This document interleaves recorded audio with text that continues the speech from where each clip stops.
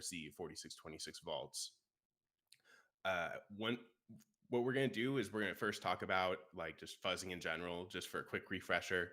Then we're going to talk about the 4626 stuff. And then we're going to do a demo where we're going to integrate this test suite with an example 4626 vault. We're going to introduce some issues into the vault, some security issues, and verify that the property suite actually catches the problems.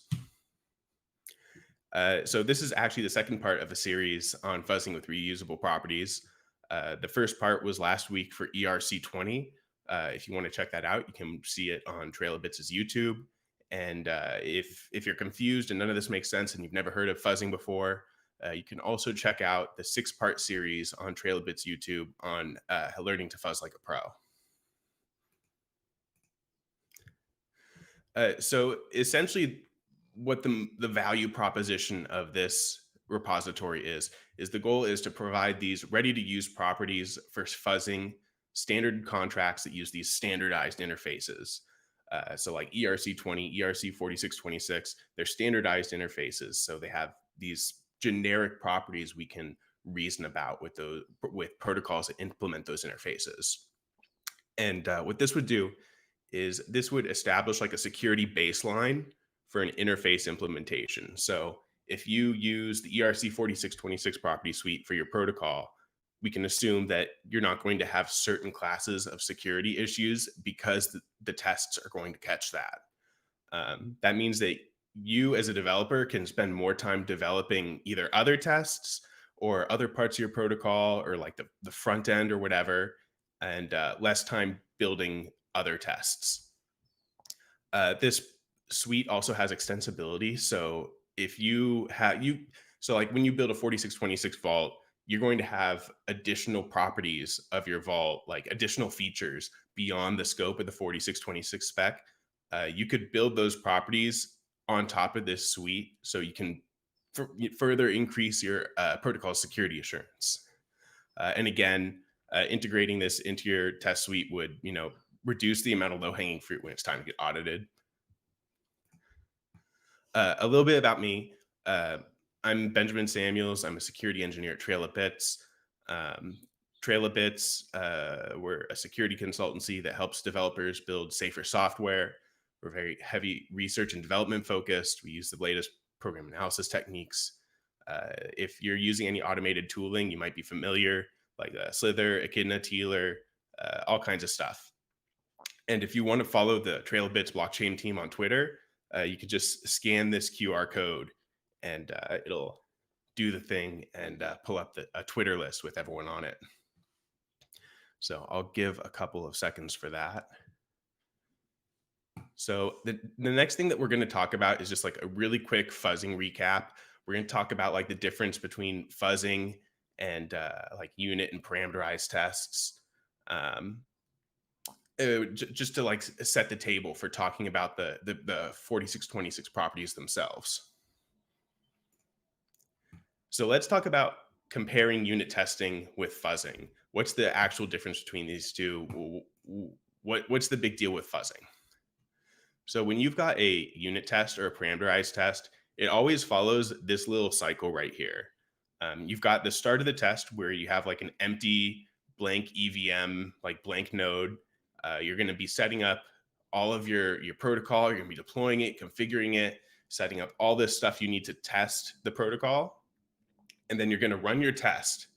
And after you run the test, there's going to be a little bit of logic at the end that determines whether or not the test passes. And this is the flow for both unit and parameterized tests. So in a unit test, all the values are going to be static. You're just providing them into the test. The test runs, and it's going to return an expected value. In a parameterized test, the values aren't all static, and some of them are randomly generated, and that can give you like a little bit better state exploration than just a unit test because you're testing a range of values instead of a single value. Now, fuzz testing, on the other hand, is a little bit more oomph. So in a fuzz test setup, you're still starting from the same place, empty EVM state, deploy your contracts, configure them. And then the next step is also very similar to parameterized tests. You'd run a random function uh, with a random parameter. Now, the difference here is we're not running a specific function. We're running a completely random function that is exposed on one of these contracts with a random parameter. And so when that gets run, there's going to be some code that checks whether there's a property violation. Um, it's kind of like checking if the test passed, so to say. So when random function r is run with random parameter n, there has to be some code that figures out whether the state transition is valid. And so where fuzzing diverges from parameterized testing is after that, it doesn't reset the EVM state back to fresh. From there, it'll run another random function with another random parameter, and it'll check if there's a property violation. And it'll do this over and over and over until with Echidna like 100 times. So run 100 random functions with 100 random inputs and try to generate these property violations. And then it'll reset the EVM state. And it'll do this fuzz cycle 50,000 times by default. And you can configure out that to be whatever you want. And what you get here is you get a much, much deeper state exploration than you would with unit or parameterized testing, because you don't necessarily know what state the vault is or what state the contract is going to be in when one of these properties is tested for a violation. And so, like, when people learn about this, the first thing they jump into is like, well, why don't I just only use fuzz testing? And the reason why you don't want to only use fuzz testing is because fuzz tests in this way are very resource intensive to create, and it's also a probabilistic testing method. So like if your properties aren't written in an ideal way, it can be very hard for the fuzzer to actually reach an invalid state even if there's a bug in your code. So our recommendation is always you want 100% unit or parameterized test coverage, because those tests are very easy to write. It's a very low bar to get that done. And then after that, you can start looking for like the deeper bugs in your protocol using a comprehensive like fuzz test setup. So how would you start fuzzing? Basically, the workflow is you would try to identify invariants or system properties in English.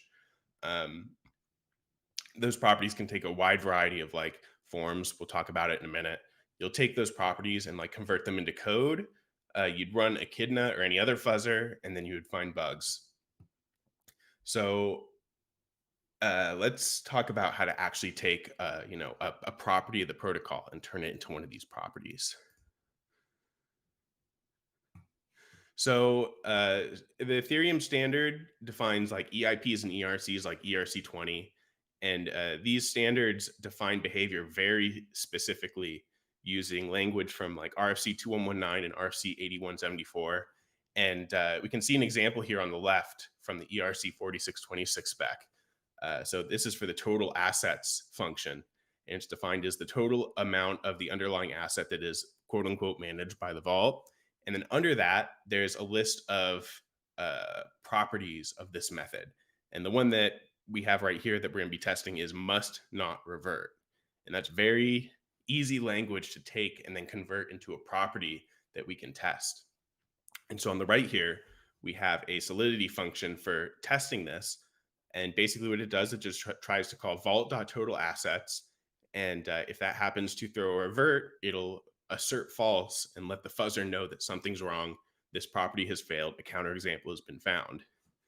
And you'll notice that there's no setup code in this total assets must not revert function. That's because the setup code lives somewhere else. This is just one of those random functions that gets called during a fuzzing cycle. Like it doesn't need any special setup to actually work. So let's change gears and talk about the repository a little bit. We have, so it's available on this GitHub page, critic/properties or critic/properties.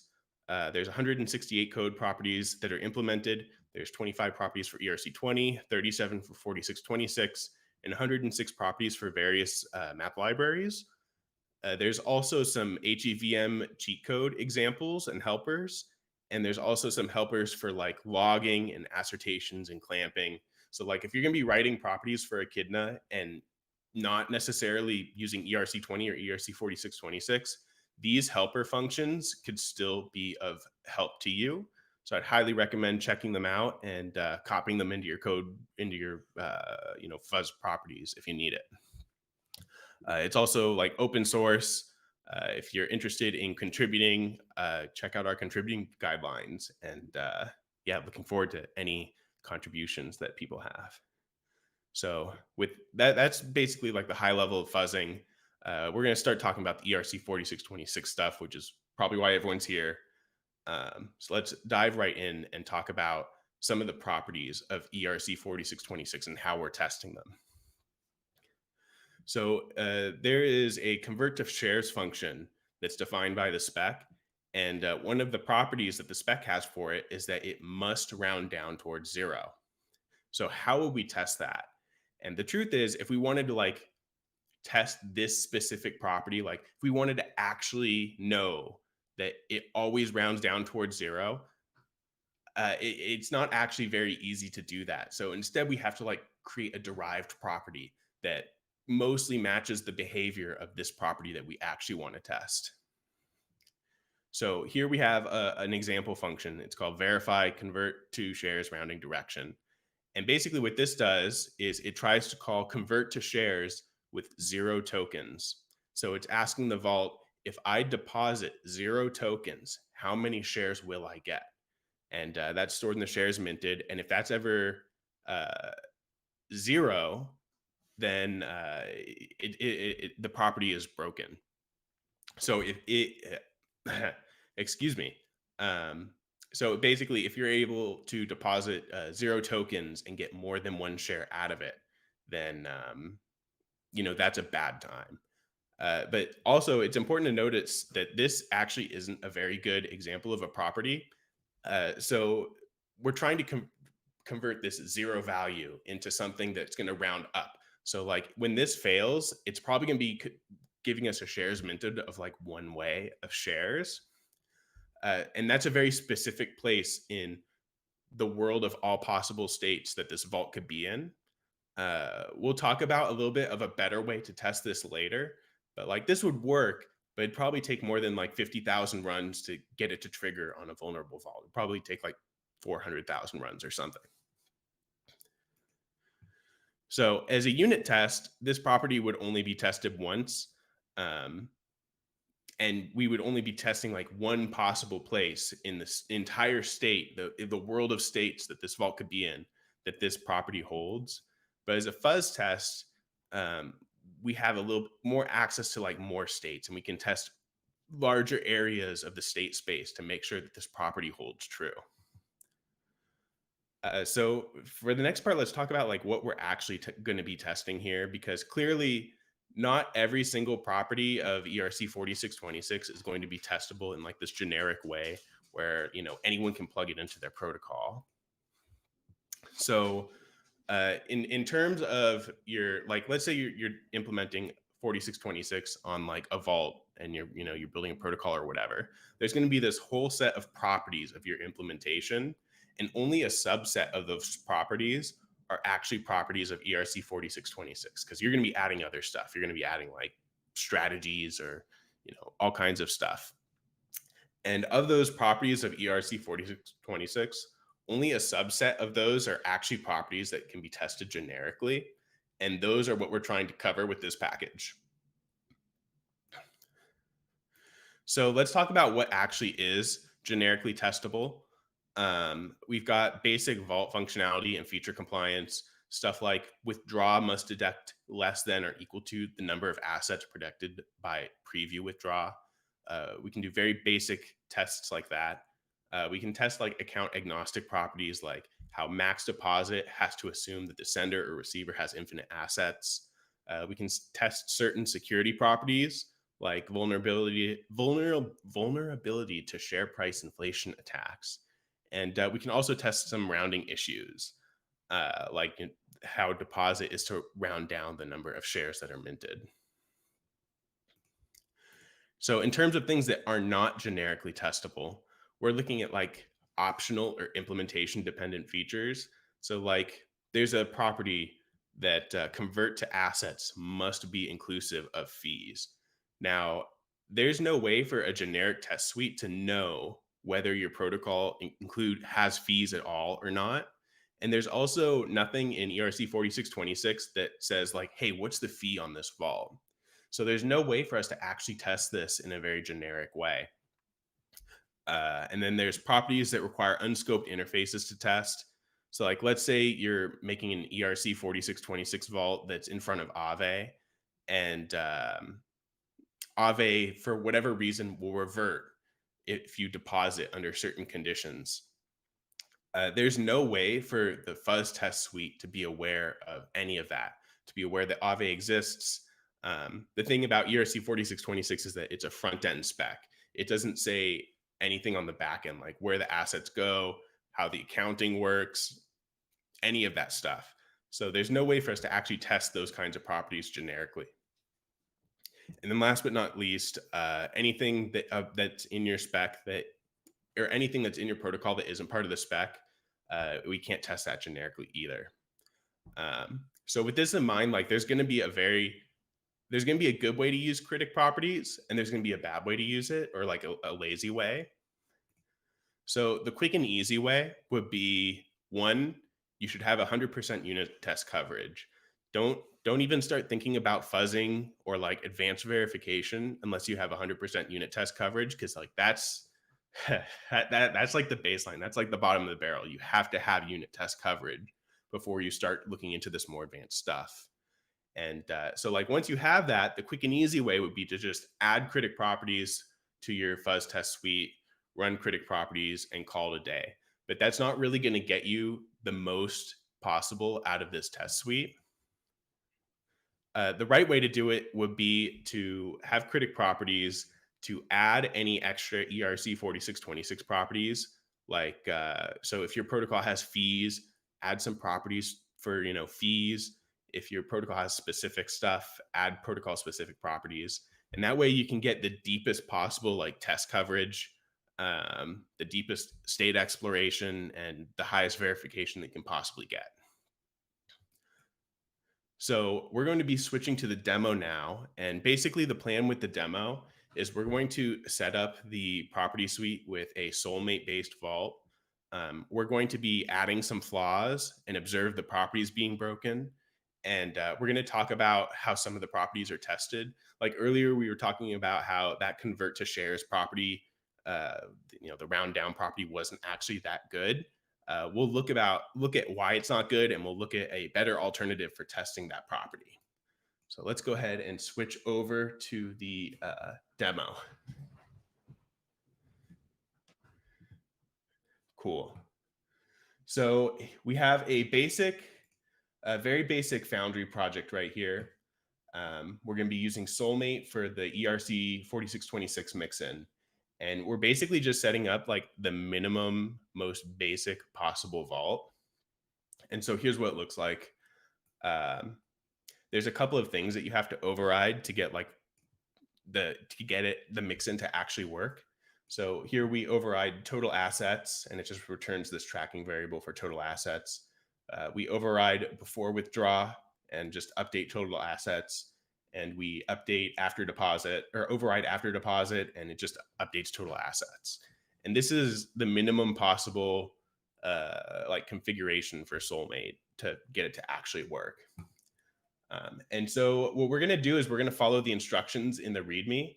So in the critic properties repository, there's a README that says, how to do this if, you're using hard hat, if you're doing Foundry. We're doing Foundry, so we're going to go ahead and copy this Solidity code. And what we're going to do is we're going to stick this Solidity code in a test file called critic ERC4626 harness. We'll talk about what this code actually does. So at the top here, we're importing this critic ERC4626 property tests. And this is a contract that basically has all of the properties included on it. All the properties are external methods so that the fuzzer can call into them. And we're going to be building a test harness based on this contract. This next import is for a test ERC20 token. Now, one of the caveats here is when we're running these tests, we need a way to be able to have the fuzzer freely mint and burn the vault's asset token. So like if we're going to be doing a test where we deposit into the vault, we need to be able to mint some of that token to deposit into the vault. So this is just a basic ERC20 token that has a public mint and a public burn function.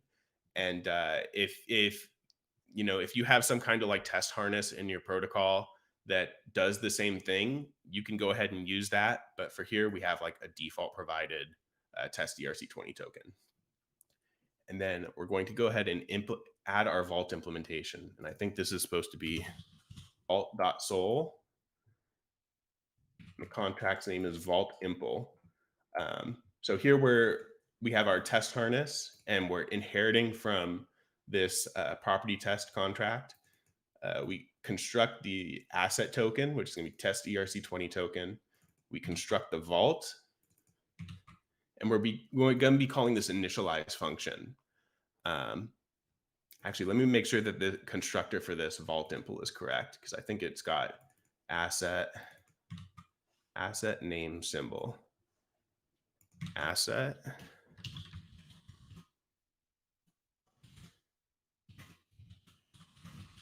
name symbol. And after the vault is instantiated, we call this initialize, and this basically just tells the property harness tells this property test contract, hey, here's the vault contract, here's the asset contract, set everything else up. And we have a Boolean here that we'll talk about in a couple of minutes. Basically, a quick recap is when you're doing fuzz testing, you have external testing and you have internal testing.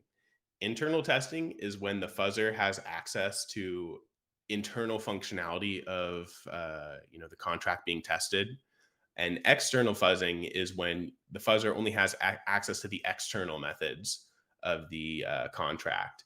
And since ERC4626 only defines external methods, we try to have most of the fuzz tests use an external testing methodology. But for the rounding tests, it doesn't work that way. You can't externally test all of the properties of ERC4626. So we have this Boolean here to basically say, does our vault impl here support like hybrid external internal testing? And we'll show how to set that up in a couple of minutes. But for now, let's make sure this actually compiles.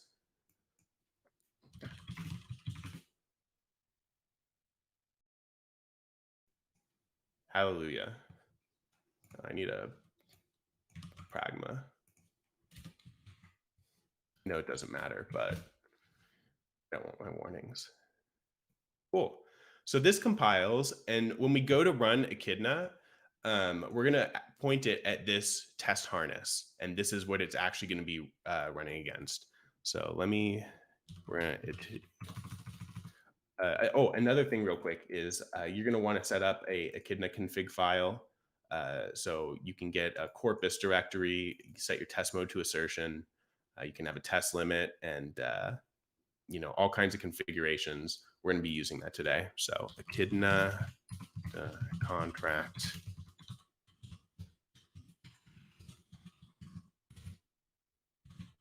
Here's your config.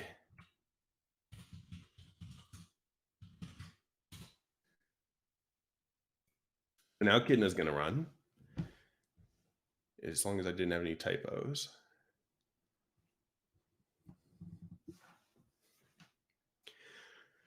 Cool. So Echidna is running, and it's going through all of these external functions that contract exposes. And each of these external functions is testing one or more properties that we want to verify.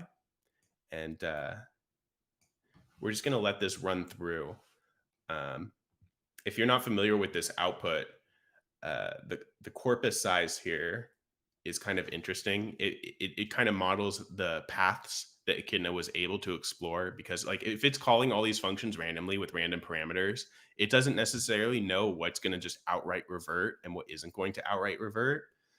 So when it's successful and it figures out, I was able to call this and get code coverage, and nothing bad happened. It adds it to this corpus so that when we run this again later, it can make sure to explore that path because it knows it was able to find some code coverage before. So everything passed. And this is good, but we're not actually done here. And the reason why we're not actually done here is because we don't actually know whether all of these properties were tested thoroughly. We have to actually look at the code coverage for this Echidna run and make sure that we got everything hit that we want to get hit. So let me just show you what that looks like.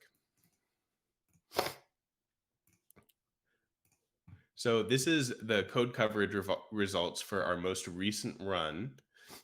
And if you're not familiar with this before, basically we have all of the code from all of the properties, the protocol, everything that got compiled. And it's in this file. And there's a couple of indicators here. So a star means that this line of code was run during some Echidna run, and the run terminated successfully. So like nothing bad happened. If there's an R, that means that there's this line of code was hit at some point during one of these runs, but that run terminated in a revert. And so this function is for verifying deposit properties. And there's going to be like sometimes we want to restrict certain runs and we don't want to actually test the property and verify that it passed unless the parameter meets certain criteria. So here we're doing calling this function called require valid deposit amount. And this would probably revert if you pass a deposit amount that for whatever reason is not valid. So we're going to have a couple of executions that are going to terminate here with a revert. And that's totally fine. We're expecting that. But what we want to make sure of is that everything else in this function is hit with code coverage. Because if for whatever reason, none of this bottom portion had these code coverage markers, that means that there's something wrong with this property or something wrong with the setup that's preventing these other parts of the property from being tested.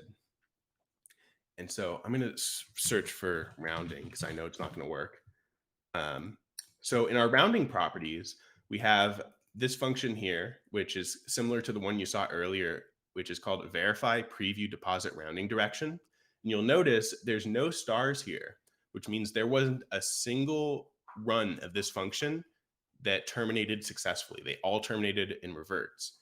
And so what happened here is it got to this function called require supports internal testing iface. And since we didn't tell the harness that we support internal testing, everything is going to be reverting right here. So none of these properties for rounding are actually being tested. So now what we're going to do is we're going to modify our contract a little bit to support this internal testing interface. We're going to run this again, and we're going to get the code coverage that we want and make sure that it actually works. So to do internal testing, there's documentation about this in the README, of course, but basically we have this ERC4626 internal interface, and this interface defines all of the methods that you need to implement. Let's see, it's command click. All the interfaces that you need to implement for your vault to support this internal testing. And we've got two functions here. We have recognize profit and recognize loss. And so we're going to be actually adding these functions to our vault implementation. And so the first one is called recognize profit. This is only called by the fuzzer. And what you need to do when you implement this is you need to use test ERC20token.mint to credit yourself with the amount of profit and update your total assets, with the amount of profit. Anything that would be operating on the back end. Like earlier, we talked about that example where if you had a ERC4626 vault with Aave, 4626 doesn't say how you talk to Aave. It's completely undefined. So this is kind of trying to plug that hole and give the fuzzer a way to say, oh, Aave reported a profit, Aave reported a loss. And then you would handle all of that functionality just like, if Aave actually reported a profit or a loss. So we're going to jump back to our vault, Now, we don't actually want to implement those two functions in our vault itself because this is the function, this is the contract that's getting deployed. We don't want those functions on the contract in production. So instead what we'll do is we'll just create like a derived contract that will be used for testing only, and we'll add those internal methods to that. So we'll do contract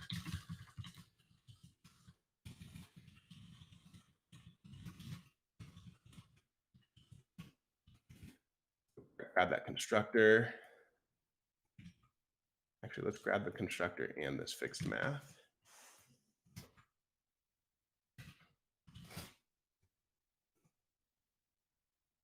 Let's see.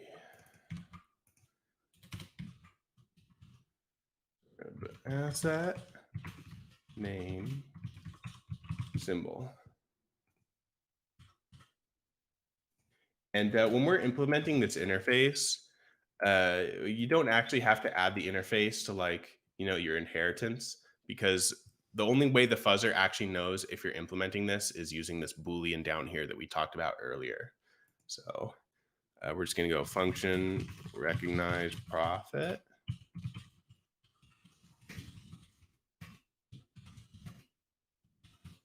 And so we have to mint whatever this amount of profit is to the vault. And we have to do any kind of like accounting logic that would happen when the vault recognizes a profit. So we know that our asset token in this test is going to be this test ERC20. So we're going to go ahead and just cast.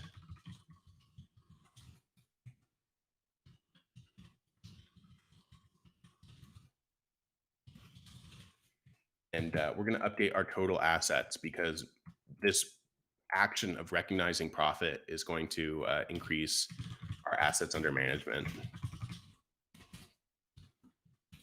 We're going to do recognize loss.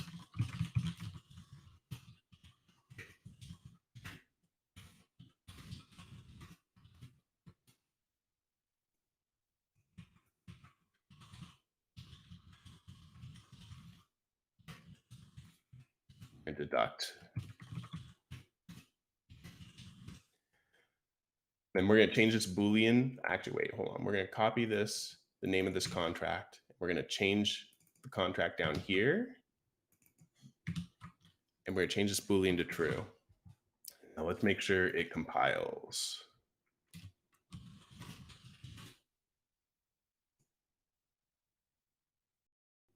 Successful. Excellent. So now we're going to rerun Echidna, and let's be /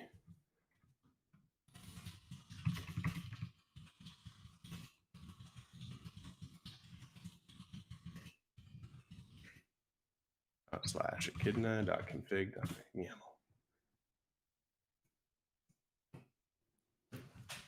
So now we're rerunning Echidna with the hybrid testing enabled.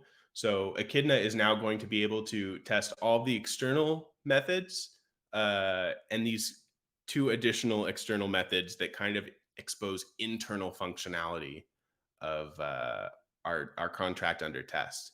And this way, we should be able to actually test the rounding properties, whereas before, we can't just test it using the spec itself.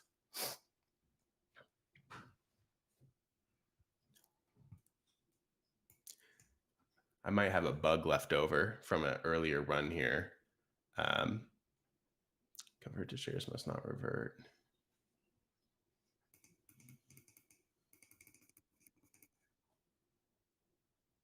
Yeah. So while this is running, I think there's a question.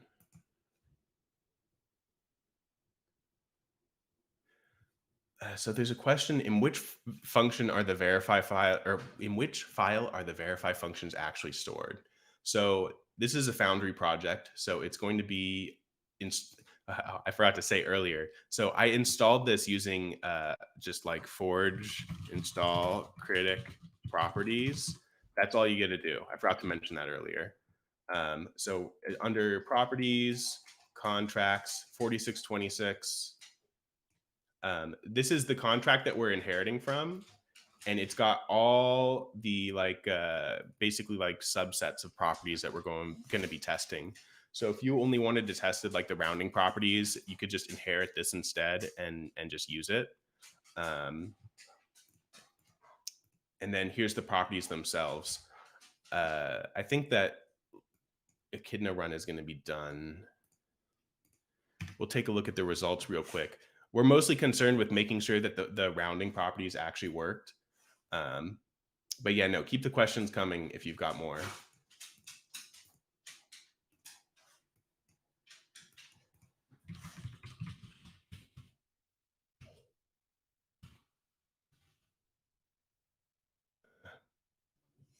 Did I mess something up here? We're not getting any coverage on this.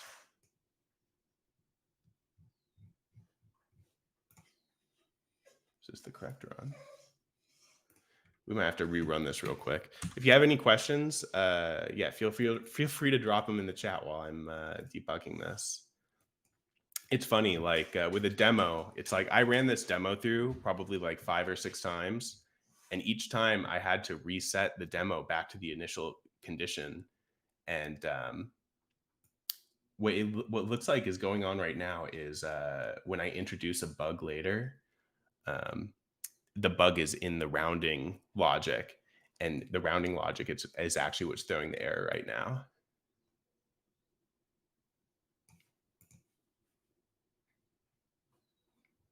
That change, okay. So we got vault impl, total assets minus, total assets plus,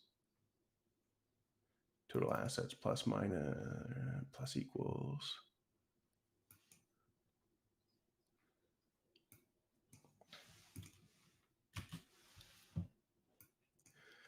So what I did by just deleting that folder is I reset the corpus. So earlier we talked about how when Echidna discovers like a new branch in the state, it records it.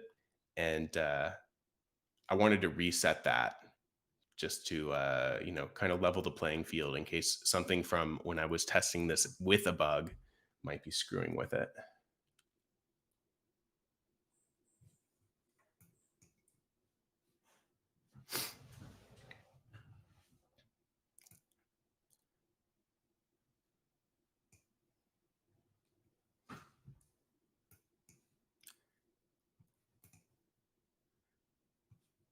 Let's close that.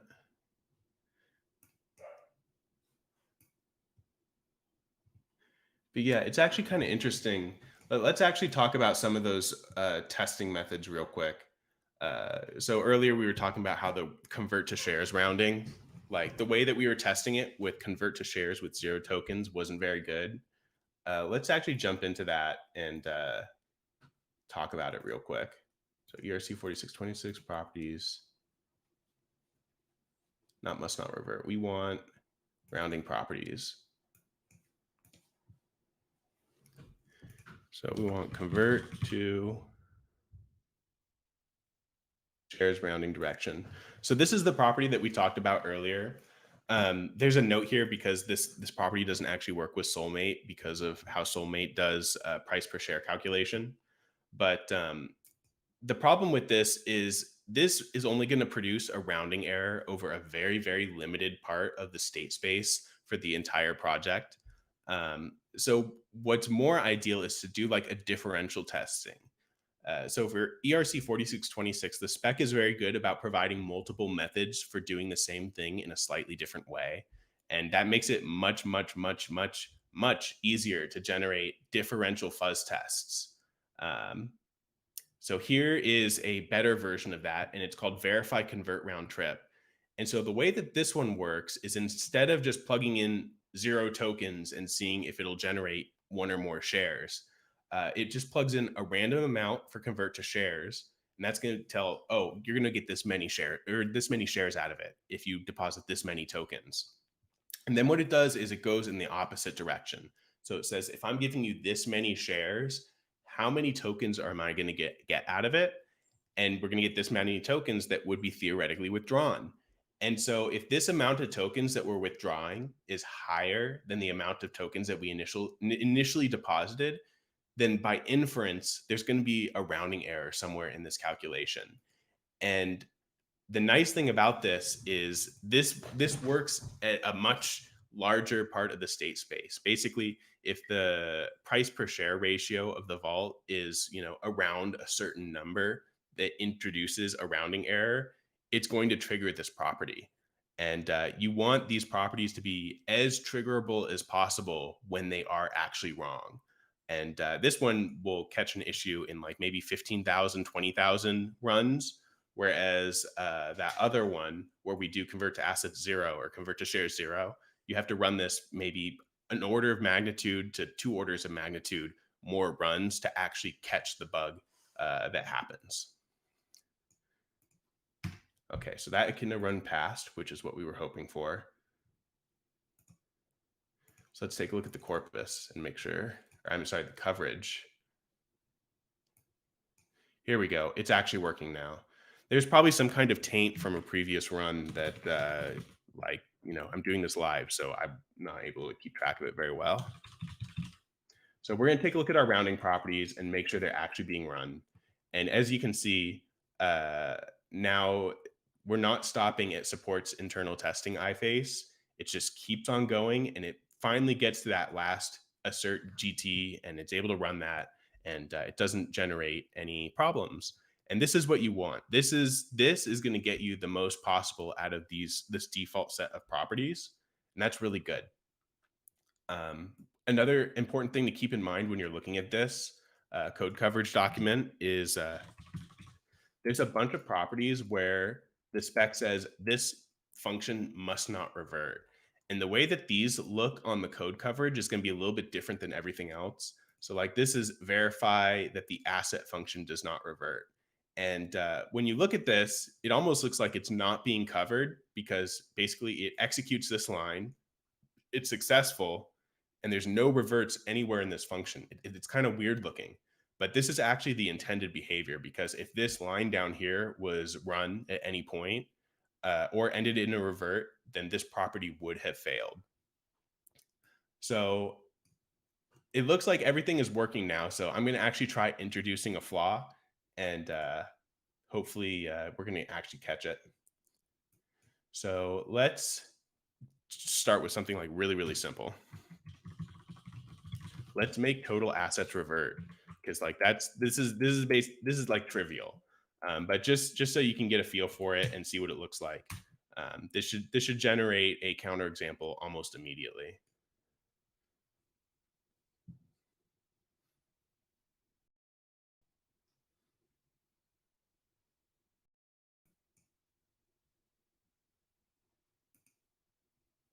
Uh-oh.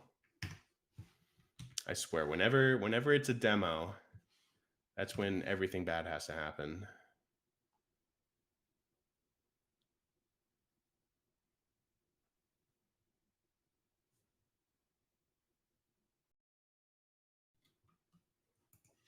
Interesting.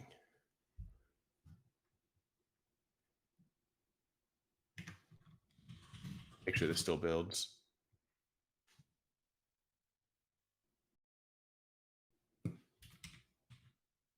Hidden contract.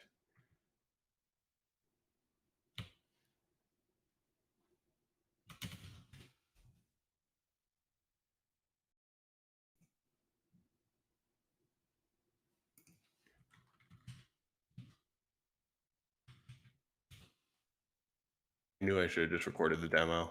This is how it always goes.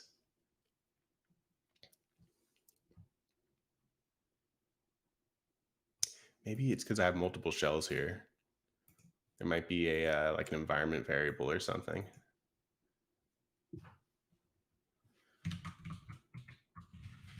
You all saw it. This exact command was working 5 minutes ago.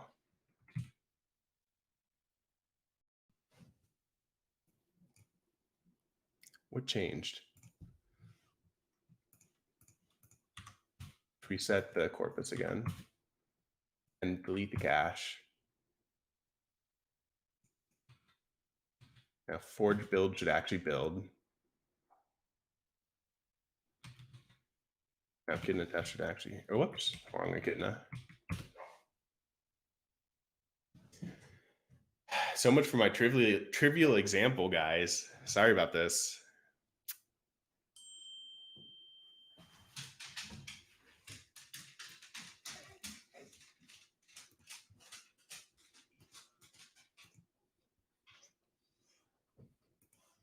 It's weird because I feel like, oh my god, was I really not waiting long enough?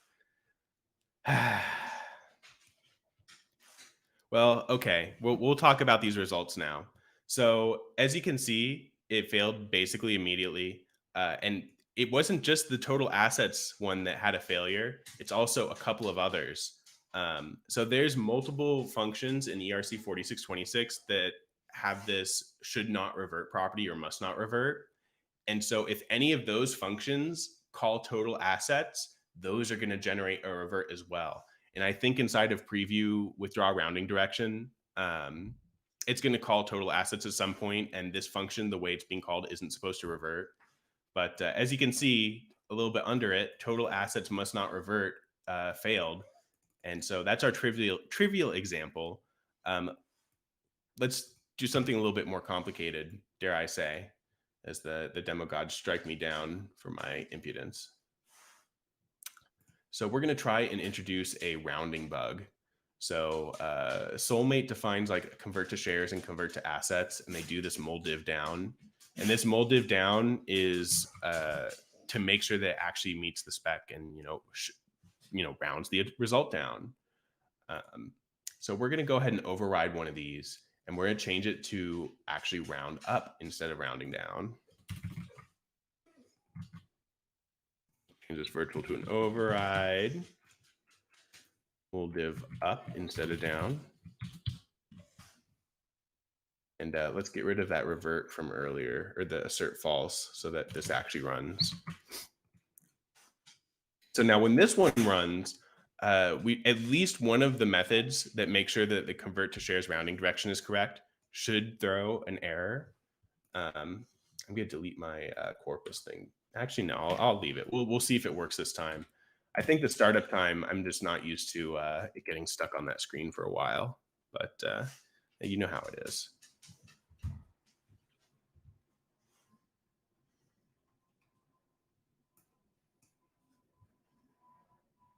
I don't think I had to Foundry build before this, but I guess we're about to see. So I know that there it is.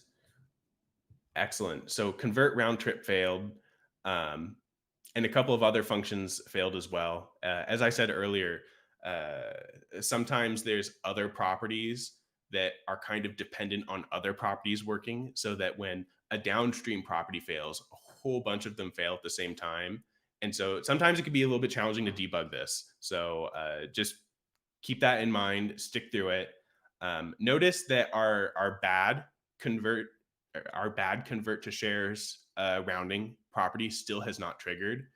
What run are we at? We're at like 7,000. I don't think it's going to actually be able to hit in this 20,000 run.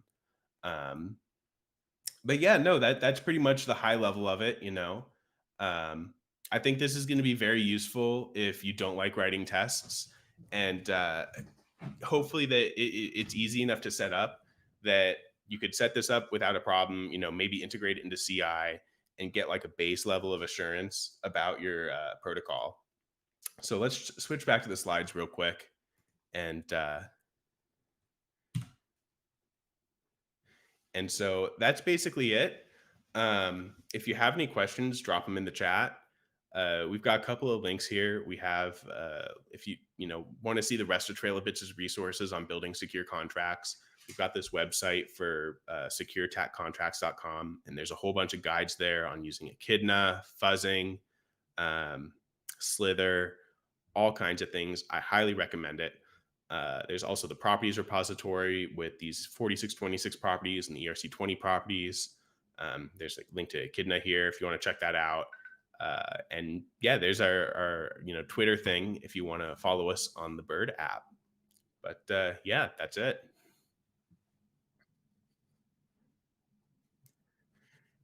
Yeah, and also shout out to follow us on Twitch and YouTube as well, because like all these videos, if you want to like loop back and like watch me stumble through the demo and laugh, that's going to be on YouTube.